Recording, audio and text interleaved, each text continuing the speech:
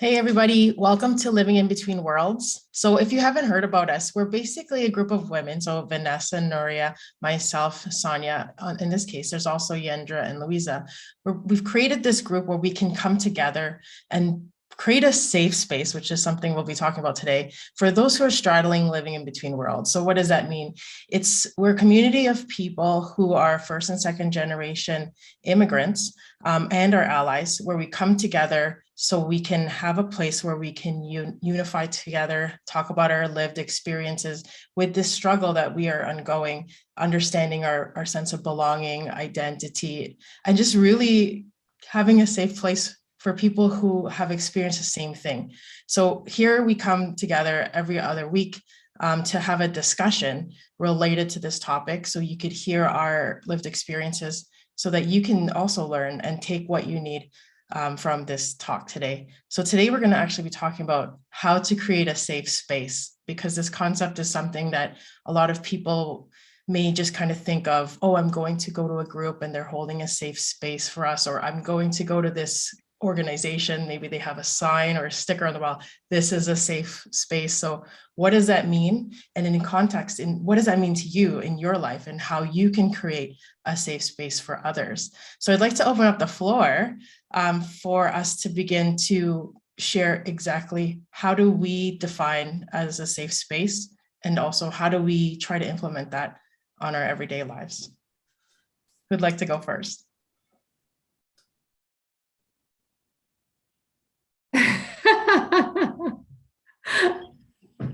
I was ready for Vanessa. Well, yeah, I can go first. Well, I can share even just the concept of holding spaces is actually still a very new and fresh concept for me. It's a concept that I hadn't learned until I started coaching. It's something that I had learned through my coaching training. And I had learned that in order for us to hold a safe space for another person, it's really just being in that space of like unconditional love and without judgment, without any of your own biases coming into the conversation. It's really just you're being there for that other person and actively listening to the other person.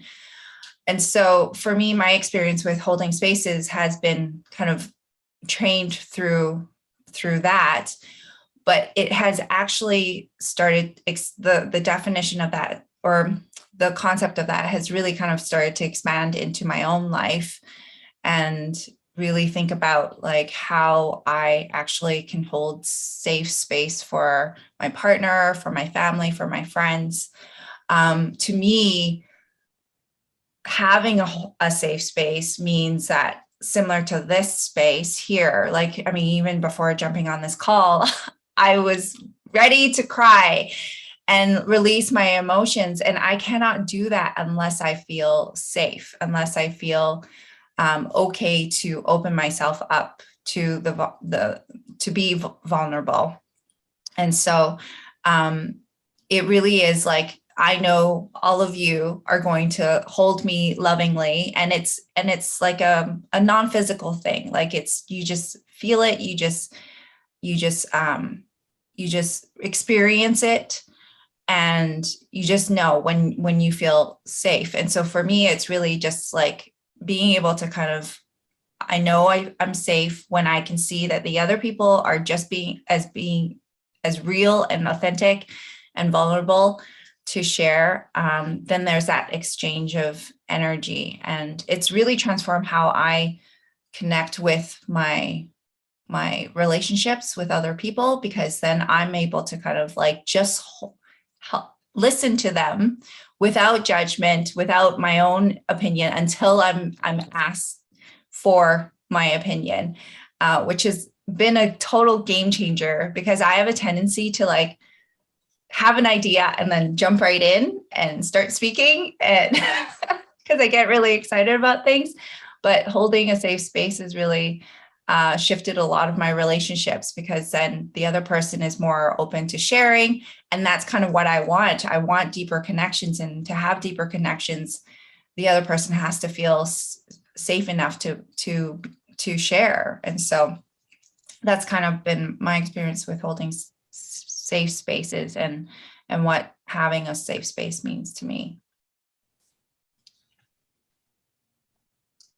Beautiful. I love how, especially for someone who's kind of new into it, they may think, oh, it's just for coaches, maybe a therapist to hold that for their practice, but it's also just something that you can have a concept for yourself, and you can have meaning of what is safe for you. Because if we say, I feel safe in this situation, doesn't necessarily mean it's anybody else's same perspective. So it's great that you have different forms of safe spaces in your life.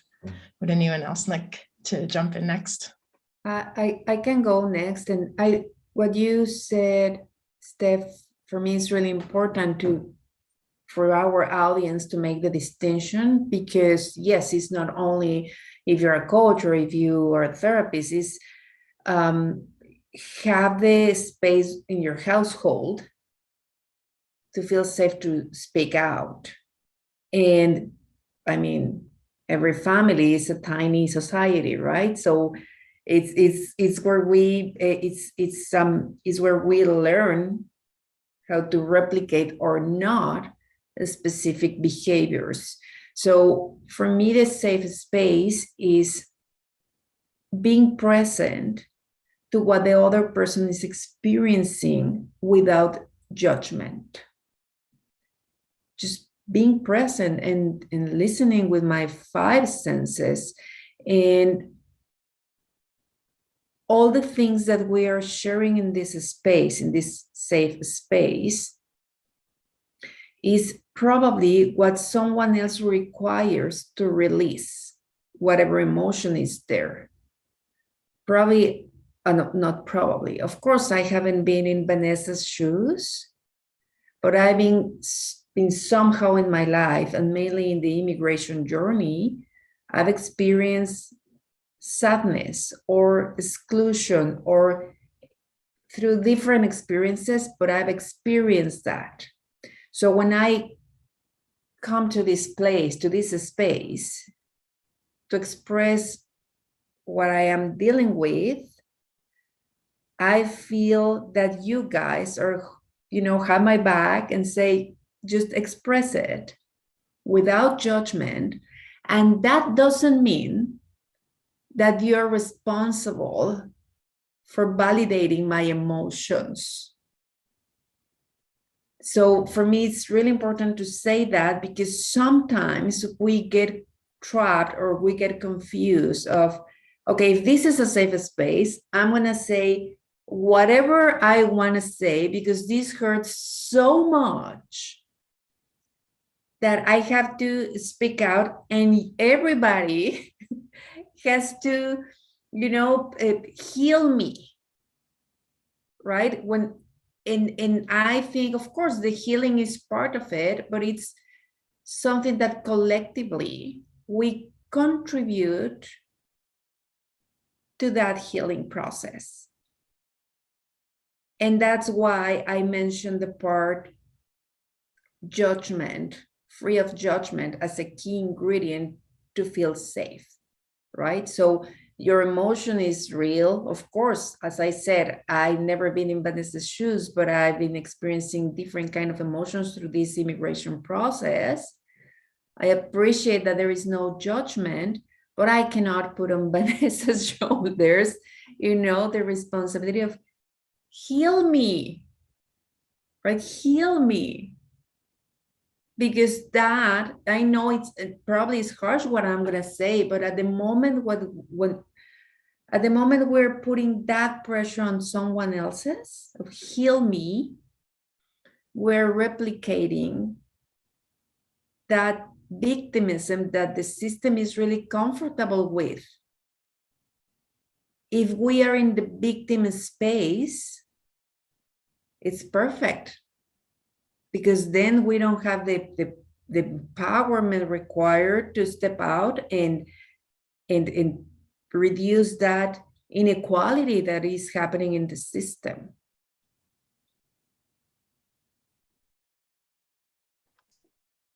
I love that you brought that up, Nuria, because some people would be like, okay, here we go. Here's my forum. These ladies know what they're doing. They're going to solve all my problems. All I have to do is put it all out there. And it's like coming in with that expectation. But we were talking about energy transfer too, right? You're like, oh, I'm going to put all my pain. And then these people are just sponges and they're going to suck up my pain for me, you know. But then when at the end of the day, it's like, who's the one really still stuck with that feeling? Even like, because then you have expectations for people to heal you, and then they're not actually healing you. Then you're going to feel more alone. I'm glad that you brought that up. Thank you for sharing. Yeah, all of these different angles are very interesting, and something I was just kind of checking on the side as we were talking. I just did like a super quick Google search as to like where the term comes from, because the term like safe space, because to be honest, it's something that I've heard, that I've seen in many places. Like you said, Stephanie, like I've seen it like in some centers where, you know, they provide services and so on. But honestly, I was like, where does this come from? And according to Wikipedia, just so everyone who's watching knows, it's actually a term that's specifically, I mean, it's more associated with the idea of for marginalized groups to have a forum through which express their concerns and their lived experience, which is honestly, like I just learned that it's something that's more associated with marginalized groups, which is very interesting, because I mean, in a way, our group here with like first and second generation immigrants, people of color and so on, there's like that quality where in a way we're looking, I mean, part of the motivation as to why I'm here is that I don't see these conversations being had in other forums. So it's almost like we're creating our own safe space, our own forum here, so that we can discuss the experiences that are unique to us. And so in that sense, for me, like the idea of safe space, definitely all the things that you're saying about having the presence of a coach. I'm also trained as a coach. So for me, that was super mind-blowing. Like you said, Vanessa, learning that idea of holding space, what does that mean? I think definitely to come into a safe space, to be a co-creator of a safe space, you have to come a little bit with like no agenda. You have to like leave your preconceived concepts and notions and judgments kind of like at the door. And yeah, for me, it's like that idea of like having no agenda, because like Nuria said, like when people come into a safe space to get like validation, so like, yeah, trying to get that validation, like tell me that what I'm saying is really smart, and then I don't get that and I feel frustrated, and then it's like it creates this weird dynamic. So yeah, for me at the core, it means a space where judgment is left at the door, where people are sharing their experiences with no agenda, and also at a very basic level where things like, you know, violence or harassment or things like that are just simply not tolerated. So yeah, I mean, that would be like my definition of safe space, but it was very interesting that the term, it's actually related to marginalized groups, which is something I just learned. Thanks, Sonia. Look, sounds like we're on the great track with our group, what we're trying to create just for our own healing. For me, I think I don't really know where I got it from. I probably a group that I've joined somewhere, but when I think of something like a safe space, I kind of just think of like back in the day when they had the rainbow flags at a store. Like for me, it's like, oh, okay, like, you know, I'm like a 2S LGBTQ, IA plus, etc. so it's now changed since I first noticed it, but like having a place or an employer for having these certain type of spaces that are safe for their employees so they feel no judgment. I don't know if it was like a marketing thing for me at the time when I first think of those things, right? Because like really for me, a safe place is to just be anywhere where you can come as you are. So come as you are. You don't have to be in a place where usually in a forum like this, like I host a discussion, a facilitated discussion every week. And I always talk about safe space.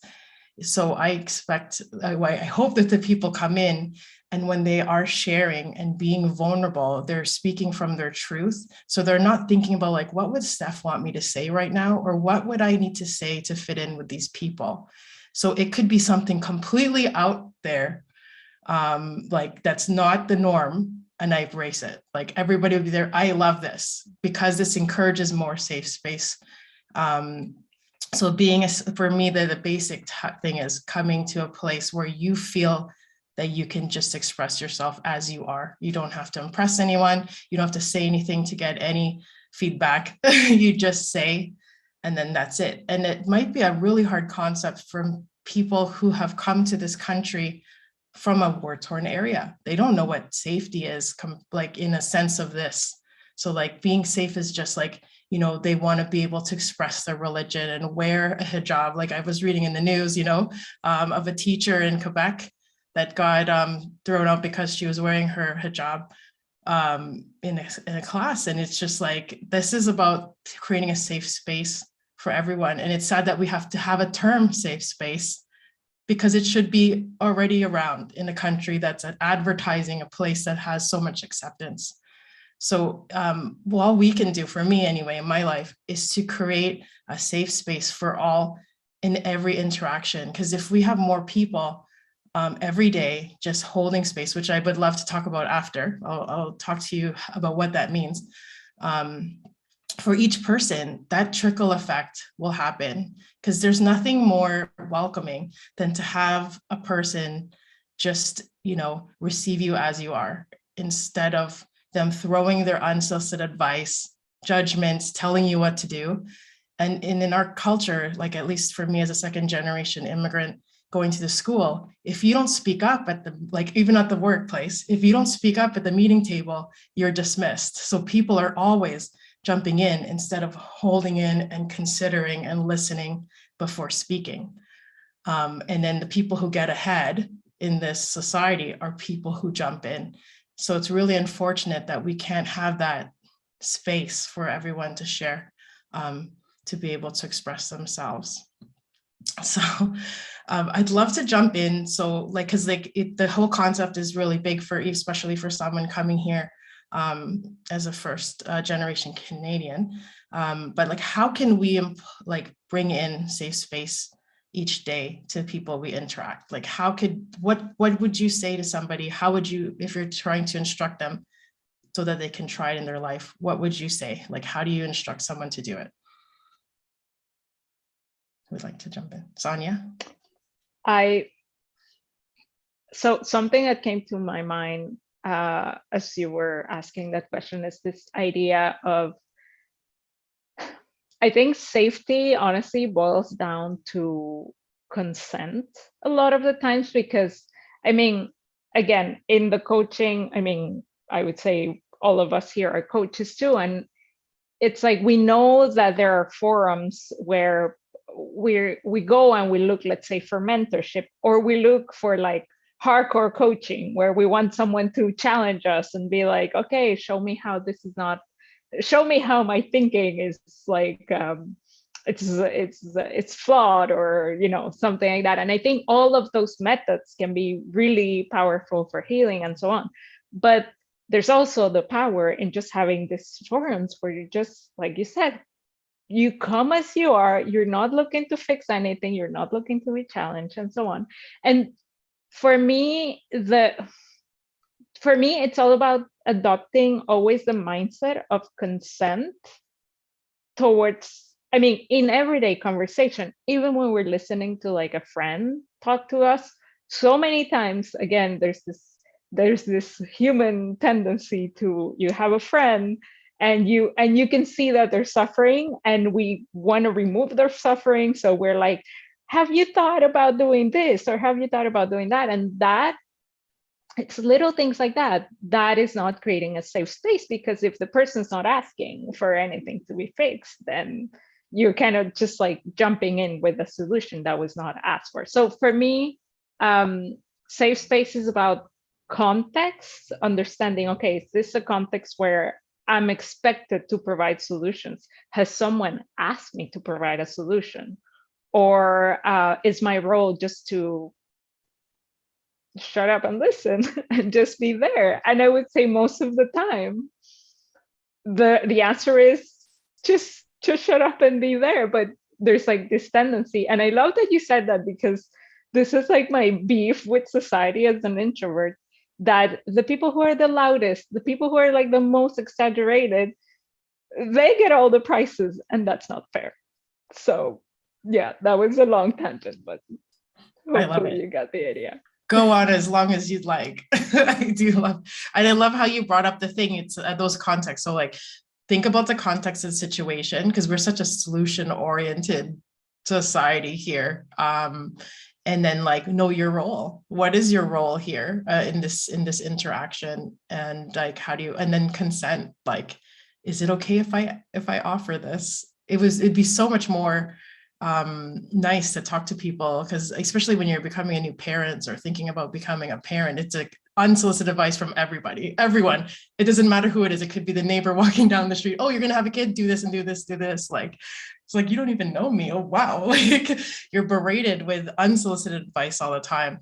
I love how we can start to think first, oh, I should ask permission before I offer this solution. Because it's, well, like I think Vanessa talked about a couple of days ago with me, people just want to be seen and heard. Doesn't said people don't want to be seen, heard, and told, or people don't want to be seen, heard, told, and sold something like right away. It's like, oh, you have a problem? I have a solution. I'm going to sell it to you here. You know, it's not genuine. Nuria? Wow, what you said is just, wow. Because you know what, like, of course, we don't want to be told, because that's exactly the way the system justifies intervention. That's the way the system justifies assimilation.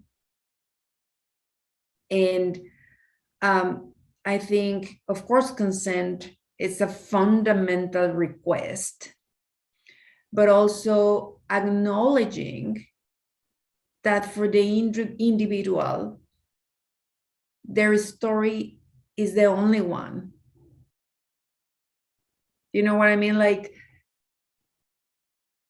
probably we can say like, well, in my case, that I was an international mature student coming to Canada.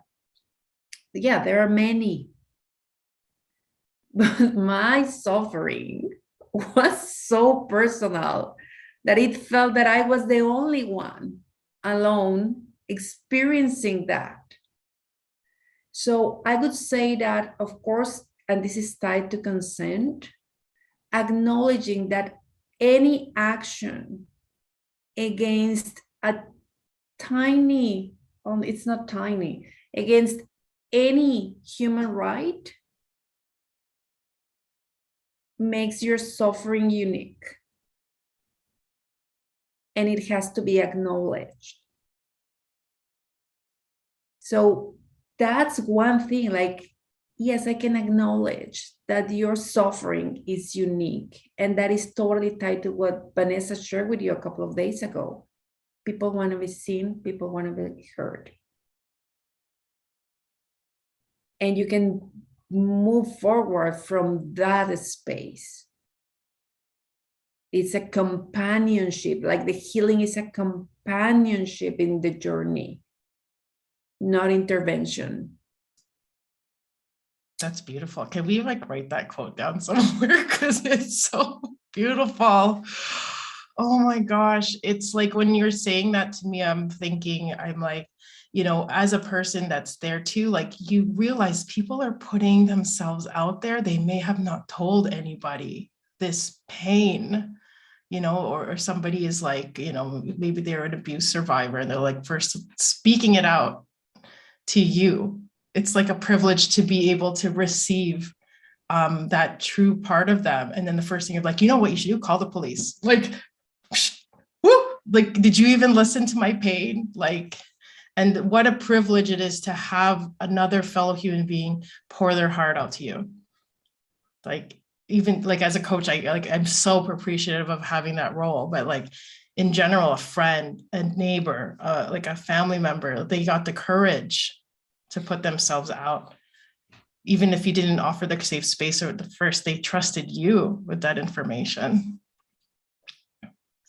And I love how you talked about companionship on the journey to healing. It's just such a more safe way of feeling instead of feeling like you're intervened and being told what to do. Beautiful.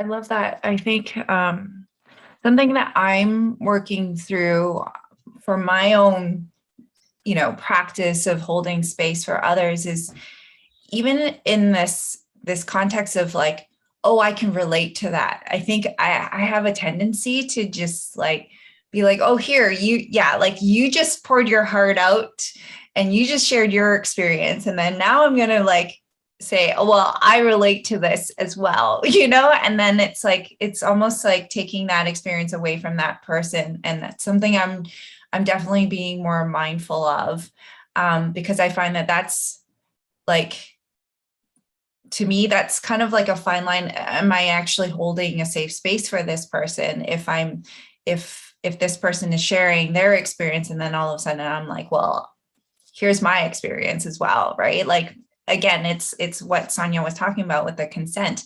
Maybe they're not asking you to share their experience with them, right? And so, and this is what I love about our space is that we do focus on, here's me, I'm just showing up and I'm just sharing my lived experience, like the key thing being lived experience. Like this is my, like what Nuria was saying, like this is my emotions, like nobody else is going to understand how I feel or what I'm thinking and what my experience is. Even if the circumstances are similar, it's going to be a very different situation or different experience. And what I have to remind myself of is like growing up in families, a great way to kind of check in with that is like my sister and I, we grew up in the same family, same household, right? But we're very different. So that alone is like a good reminder for me to say, hey, like, yes, we might be in the same household, we have the same circumstances, but we can still have very different experience. And I think something that Sonia was saying about coming to the space, for me, like, sorry, I forget what the term was, but it made me think about like coming to a space with a beginner's mindset of like, just, we don't know anything. Like, I'm a beginner here, and I'm just here to listen and learn from you. So I think that's where, has really helped me in holding a safe space for other people in my family and my friendships. It's just like, I don't know. I really don't know. So you tell me, right? Like you share and you tell me, and I'm just going to be like, oh, okay, curious. And just coming from that place of curiosity and asking questions, that has really served. And I think another technique that has really helped me that I have recently seen in my relationship with my partner is that anytime he's sharing something with me, again, it's not for me to receive and say, this is mine to keep. It's just him sharing his thoughts, his feelings, and I can choose to just hold his thoughts and not say, oh my gosh, this is an attack on me, or this has something to do with me. It's just very much like, oh, I'm just being a sounding board, and not having to respond in any way. Like, I don't need to respond. Like, it's not an invitation to respond unless he asks me to respond. And he does an amazing job for me. Like, half the time I'm like, I want a reaction, and I'm like sharing something, and he's like, okay. You just get the okay. He holds such amazing space. And then so he's been a really amazing teacher for me. But it's really just like, yeah, okay. I acknowledge you. I acknowledge what you're feeling. Okay. So anyways, that's my experience of like holding space with people in my life. Nuria. Thank you, Steph. Wow, I love these conversations. We could be talking all day long, but I just was thinking while I was listening to you, Vanessa, I was thinking how, and based on the definition that Sonia shared with us, I was thinking how much is convenient for the system to create a double standard around safe spaces, around holding safe spaces, because how many times you've heard, oh, we went to do intervention to, I'm not going to name a place, right? To avoid labeling places, but we did intervention in some specific community, and now that community overseas have water in their house, right? So we say like, oh, they save them. Like now kids have like a safe space where they can play, and that justifies that an observer came to transform that place more through the Western lenses, right? And of course, lots of anthropologists and sociologists went there to understand how people interact, wada, right? Okay, they created this safe space.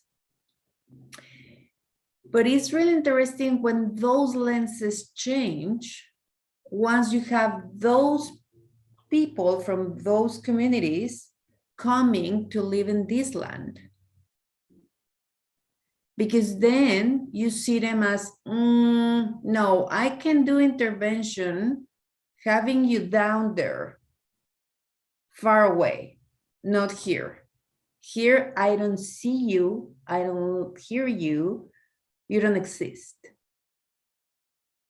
So I can see clearly how this double standard around safe space could be really confusing for someone who's looking for help.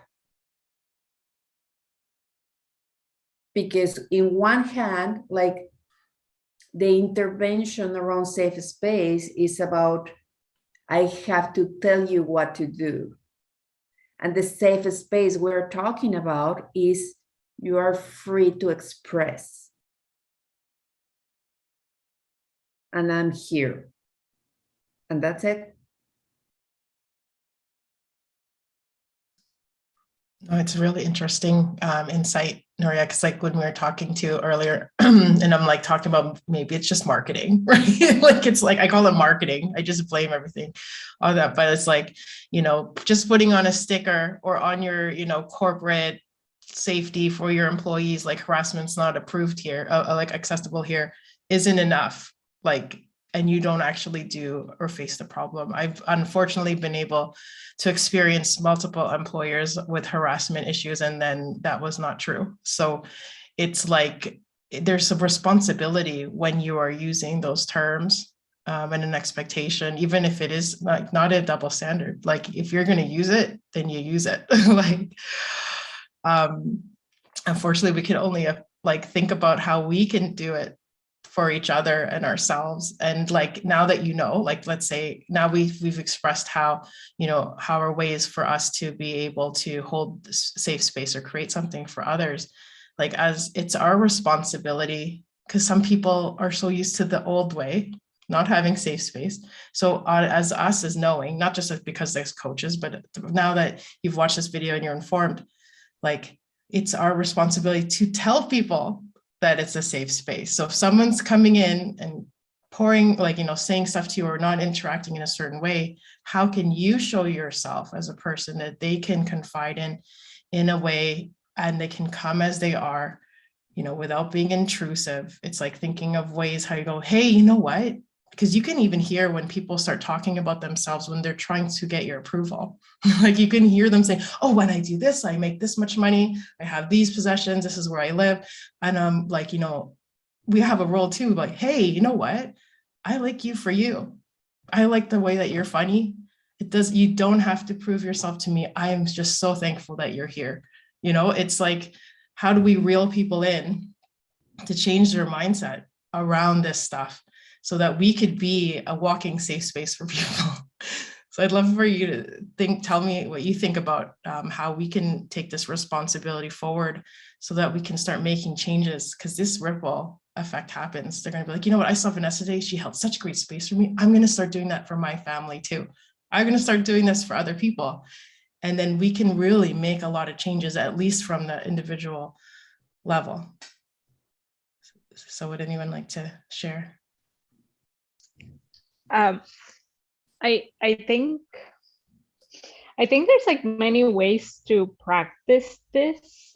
On one hand, I mean, I always see that other people in life are like our teachers. They can be like sometimes mirrors to what we're experiencing, all the concept of like projection and so on. So that being said, it is useful to see, like in your life, where are the places in which you come, like catching yourself when you as the listener are trying to fix another person's problem without any consent kind of thing, and notice like in with which topics or which kind of displays of emotion. This is also something that a lot of people have sometimes, where it's like, oh my God, it really freaks me out if someone cries in front of me. For other people, I used to get, it's getting better, I used to get really triggered when people would be angry, in the sense of like raising their voices or kind of acting very agitated. I would get super like I'm in danger, and all my, higher cognitive functions would just like freeze, right? And it could be someone like in the street, super far away from me, and I would be like, oh my God, something needs to happen. So, like I need to protect myself. So understanding your triggers in terms of like, okay, when people act in certain way, or they say certain things, or they show certain emotions, how am I responding? Do I feel like coming up and like saving them? Do I feel like coming up and intervening? Do I feel angry at them and be like, am I like, get over yourself and stop crying? And just getting curious with that response. So that's one way of practicing. But then also the other way around. Where in life are you telling a story and then kind of secretly hoping that you get a certain response, and then feeling kind of frustrated if you don't get it? Because that's also going to teach you a little bit as to like, what are these things that you're trying to get that you're not getting them. And just get curious, observing those patterns, I would say. So it can go both ways, like how you receive other people, how you perceive them, but also like, what do you expect from others? And see that as a practice of observation and curiosity. Oh, that's great. Thank you for sharing. Like recently we had a discussion, and someone brought up the point that safe space is only at the individual level. And, you only feel safe if it's within yourself. And what, just for me and my perspective, like, I don't want people thinking that you have to do this on your own. For me, for safe space, for me, I actually need somebody outside of me, because sometimes you're spiraling in those thoughts. and there's no way out, and people just go down that rabbit hole, and you're like, whoa, whoa, whoa. But you just need that outside perspective, or even just verbalizing it out loud to somebody. So for me, safe space is an action between more than one than myself, because like I could think my concept of safety could be completely different, like I might need that perspective to just like, Steph, get out of it, like Steph, like even if you're saying it out loud, you hear what you're saying, you're like, oh my gosh, what am I saying, right? So I want you to also consider that like like it's not on your own. You have to deal with your issues on your own, because if you don't create safety in your body, there's something wrong with you. We are social beings. Like even if you have that one person, could even be your pet, and they are, if you have a pet and they're always listening, and then just being that support and making you feel safe, then that's great. But I don't want people thinking that they have to do this on their own. They have all this inner work to do. That's why it's a space. It's not safe inside. We're not talking about that, right? Oh, you bring such a great point, because I think there's so much power in being witnessed, right? And that's the idea of like being seen and heard. And it just brought me back to kind of thinking about even childhood, right? As kids, why do we have stuffed animals and dolls that we have like tea parties with and talk to? It's because like as kids, we intuitively know that to express ourselves, to really be seen and heard, we got to have like someone to witness us, right? And I want to bring up a point in like holding safe space for yourself. Not a lot of people know how to do that as well, because like, I mean, I've worked with people where they have trouble even just writing their thoughts down because they're worried that someone else will actually read their thoughts or, but I mean, this is where like, as you're opening yourself up to sharing more, you're going to feel a lot more comfortable, right? And that's the beauty of us being humans. Like we are meant to relate to other people, and we're supposed to support each other, right? We're supposed to, like Sonia had mentioned earlier, it's a co-creation, right? Like a safe space is a co-creation. And so like, I mean, personally for me, like sometimes if I don't have that person immediately, I will allow myself to just speak into thin air and start talking, or I'll record myself so that it just still feels like it's purposeful and or right. But this is where like, yeah, there's so much power in having that. Even the pet, even like going into for me, like I love going into the forest and talking to nature and having that space. But I think another piece is from my experience, because I grew up in a household like, Chinese, like I'm not going to generalize Chinese people, but it is very much in our culture where we just keep things to ourselves. We don't express ourselves. And so when I actually started to learn to express myself, it's a very freeing, very heart-opening experience. And it goes back to, yes, we all want to be seen and heard. And this is where like what I need to be mindful of and what I offer to everyone else is also even just having consent to share. So that's another piece that I do with my partner. I'll be like, hey, do you have a moment for me to share something with you? And kind of setting that intention of like, I'm asking you to hold space for me, right? Like I'm asking you, like I'm not asking you for an opinion or a solution or anything. I just need to be heard and seen. Like, do you have a moment for me to share? I think that's another powerful way to offer space for yourself with another person. Yeah. You brought up something great, Vanessa, because I think we exist through the other's eyes. Period. Like, it doesn't matter if I look myself in the mirror every single morning. If I don't see that my image is on Stephanie's eyes, I'm not here, period. And I think it's important to consider too the difference between solitude and loneliness. Because that's like, sometimes when you're lonely, it's just, there is no hope, there is nothing that you can count on to experience life.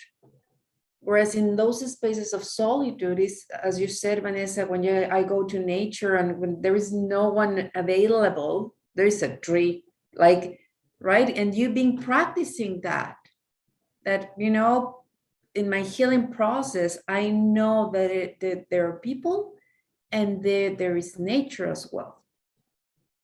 And of course, both are safe spaces. And another thing that I would like to say is how much our culture shapes the way we can feel safe. I mean, I grew up in a Mexican family where everything that happens inside of the house, it's okay. Right? It doesn't matter if we are just screaming to one another, but it's okay because it's our code. And everything or everybody who's outside is a stranger. So don't share nothing because he's a stranger. He doesn't know what is happening here, right? So then you become a newcomer and you're surrounded by strangers. So I'm going to be in that space of loneliness because no, I cannot share. And that's really dangerous because we're just feeding that loneliness until we explode. So a space, as the space that we are creating here is to acknowledge that. To acknowledge that we've been on that journey. That's why we are here.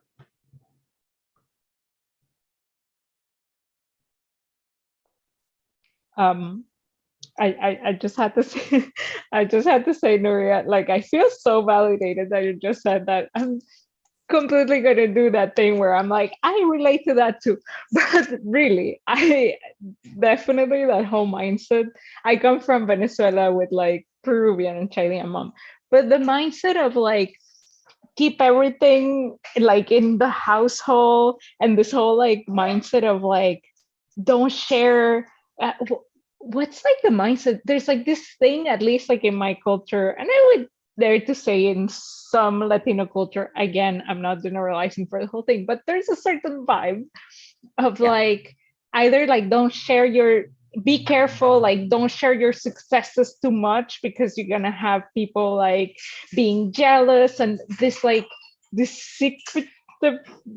secretiveness, I don't even know the word, but anyway, this idea of like putting leaving everything to be like a secret because you have to be like protected. But like you say, it leads to so much isolation, and then you just feel like you can't share anything with anyone because like you always feel in danger. You're like creating your own feeling of unsafety in a way, because now you think that everyone's just gonna wish you, I don't know, like I don't know if it's like the way society is filled with like the envy or jealousy or something, but there's this thing where it's like, don't share too much with others. Keep it to yourself. And you're like, it's a lonely life if you keep that for too long. Yeah. Wow. I can't believe the time went by so quickly. But, you know, I just want to acknowledge us all for being able to come with places like from spaces like that, like where we just have to keep it all together. Don't let people see what you're up to. Don't let people see that you're sad. There's no such thing as sadness, you know, like we got to keep going, or don't let the neighbors know about these secrets about our family. Like, but we are here on this platform for you all, to just put it out there for us to just be be how we are, come as we are, in hopes that someday you'll be able to share when you feel comfortable about yourselves, or even just to feel like you can, like we're saying stuff about ourselves that you can resonate with. So you don't have to feel alone, even if it's virtual. We encourage you to reach out to us. But we're going to continue this conversation on our next meetup. But Vanessa will send us out to the next plans, what we're doing next. Yeah, so we invite you all to join us to continue this conversation. Our next facilitated meeting will be on the 18th at, no, wait, was it the 18th? Yes, 18th. It's a Saturday, 10 a.m. Pacific, 1 p.m. Eastern. This is going to be similar to what we had just shared here, but it's going to be in that safe space in a Zoom room. We're not going to be recording or going live. It's just us and anyone who wants to join us in this conversation. This is where you'll get to have this safe space to express yourself, to share, come as you are, and really just be seen and heard. And so we invite you to come out for that. We are going to be taking a little bit of a break over the holidays. So we'll be back January, at the beginning of January for our next live call on January 6th. So again, you'll find us there. But if you are not part of our community yet, come join us on Facebook. You can search Living in Between Worlds, Conversations for Healing, and you will find us there. So then that way you can keep up to date with all the events that we are holding. And yeah, just even if you want to come just to listen, you don't even have to share. That's another piece that we want to offer to you as well, is that you could just come and listen and learn from other people. You don't have to feel like you need to share anything. Again, it's there for you. So we invite you to come by and check it out and hang out with us. And other than that, yeah, I think that's it. Oh, right. And one more thing. We are going to, in the Facebook group, we have a section called Guides, where we will be actually putting resources to help you, support you outside of the session. So I myself am going to put a guide on how to process your emotions. I'm going to put that in the next few days. And then we also will have a list of resources that you can access to connect with if you want extra support outside of the group. Again, like we mentioned, this space is for you to be seen and heard. We're not here to offer assistance unless you invite us into helping. So we will give you resources if you want extra support outside of the group. Anything else? We're good. I love these days. Yes. I love it. I hope you all are enjoying it too. Yes. Love it too. Thank you. All right. Thank you. Thank you for joining us. We'll see you next time. Bye. Bye.